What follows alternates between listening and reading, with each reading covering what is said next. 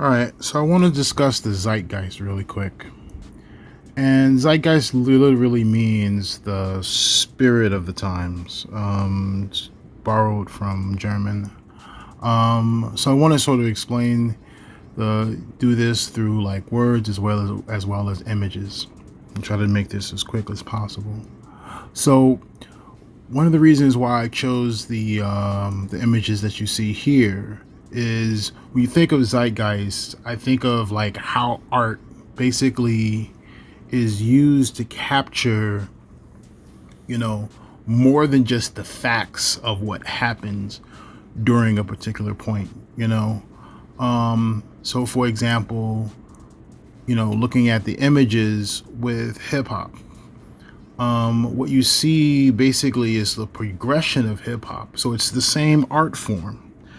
However, that art form looks and feels different, from the 70s, which is where you see the first image of like African Bambaataa, who was like the Billboard top artist of hip hop during the 70s, to Rakim, who was the hip hop top artist during the 80s, to Method Man and the Wu-Tang Clan, which is top artist during the 90s, to Jay-Z, who was top artist during the 2000s, to Kendrick Lamar, who was like a top artist during the 2010s. So even though the art form is the same, each of these individuals is a part of the zeitgeist of their time. Even though they're all doing the same thing and they're all creating the same way and they're all expressing themselves the same way, that expression is going to change over periods of time. And that goes for fashion, that goes for poetry, that goes for music. So the zeitgeist captures the feel of being in that particular time period. So that's one of the massive things that you're thinking of, especially when you're thinking about like what's the job of a storyteller. Well, the job of a good storyteller or the job of a good artist is to capture the zeitgeist of that particular time period that they come from. So the Zeitgeist is a German philosophy that literally means the spirit of the times. So that's what it means in German, the spirit of the times. So when we think about the etymology of a term, it means the history of the term.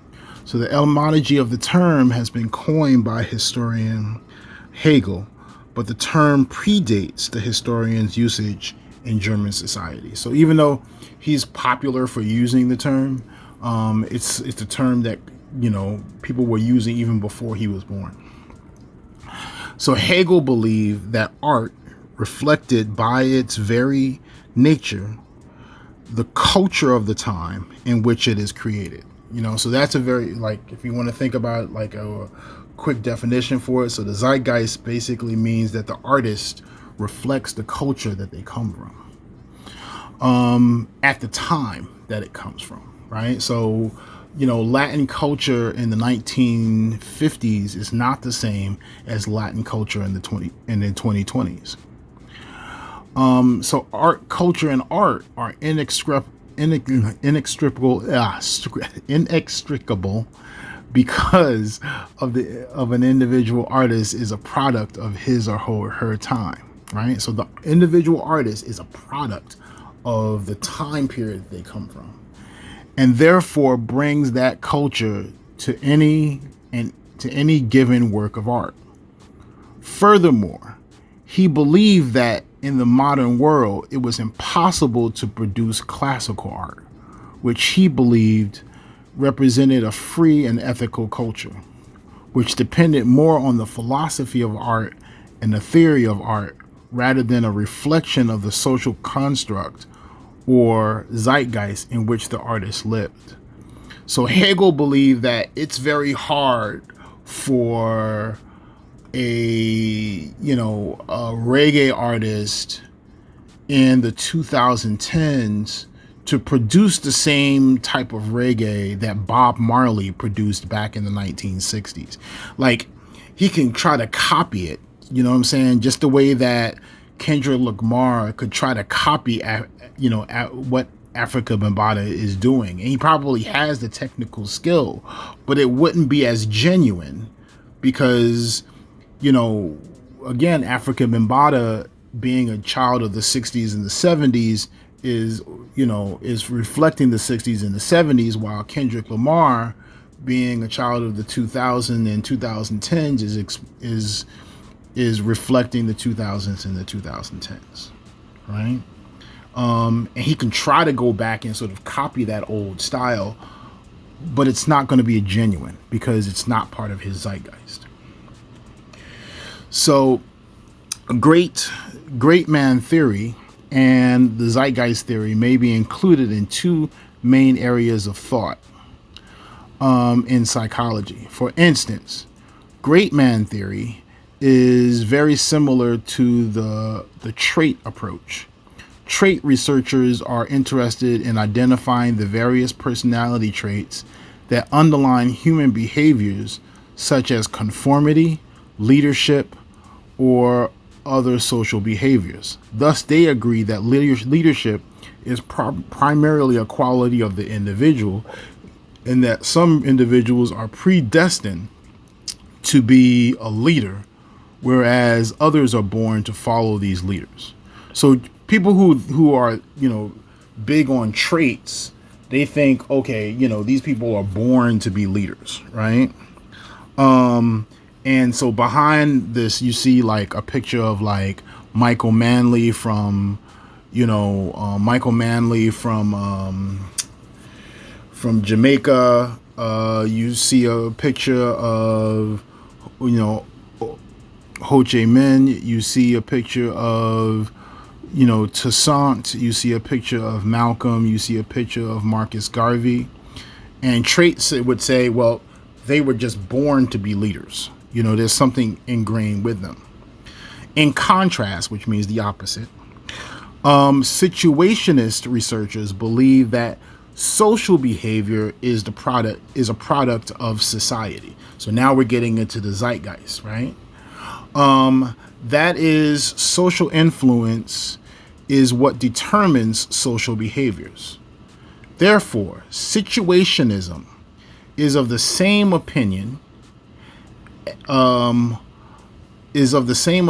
as zeitgeist theory. Leaders are created from the social environment. They are molded from the situation. So Michael Manley is molded from the situation of the 70s where, his idea of socialist democracy. Ho Chi Minh, same situation with his sort of back and forward in terms of like the spirit of, the dragon spirit of Vietnam. Toussaint, the same way, where he's sort of being influenced by the revolutions around him and Haiti's need for revolution. Same situation with Malcolm X going from a thug and a gangster to, a major civil rights leader. Same situation with Marcus Garvey in terms of his sort of back to Africa movement and the ideologies coming from there. So executives, venture capitalists, journalists, and authors are argued that the idea of zeitgeist is useful in understanding the emergence of industries, simultaneous invention, and evaluating the relative value of innovations. So like necessity is the mother of invention.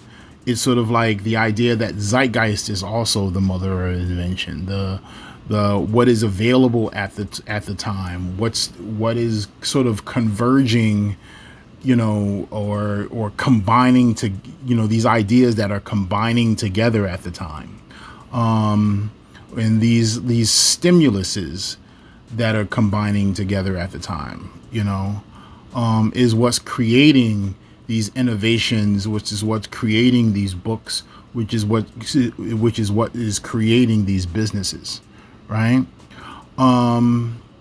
So Malcolm Gladwell argued in his book Outliers that entrepreneurs who succeed often share similar characteristics: early personal or significant exposure to knowledge,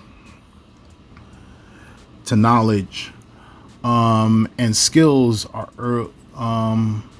of a nascent industry. He proposed that the timing of involvement in an industry, often in sports as well, affected the possibility of success, right? So, there might, so I have like Jimi Hendrix up here. I have like Albert Einstein. We have Kool Herc, who is given credit for sort of starting hip hop. You have the two guys in the upper hand corner who started Google, and that's a picture of them starting Google in their garage. Jimi Hendrix is often given credit for like rock music before Hendrix and rock music after Hendrix. And a lot of these guys we're going to get into later on, this idea of the avant-garde, are people who, sort of like they analyzed the current zeitgeist and they did something original. They did something, unique from the analysis of what was going on at the time. So then finally, we're going to be covering during the course of the semester how the zeitgeist of the times is properly reflected by the authors, storytellers. We will cover from February to May. We will also be looking at how the zeitgeist reflects the development of literary devices such as first-person point of view and others by authors over time. We're going to be looking at how the zeitgeist relates to common archetypes and tropes that extend from time period to time period.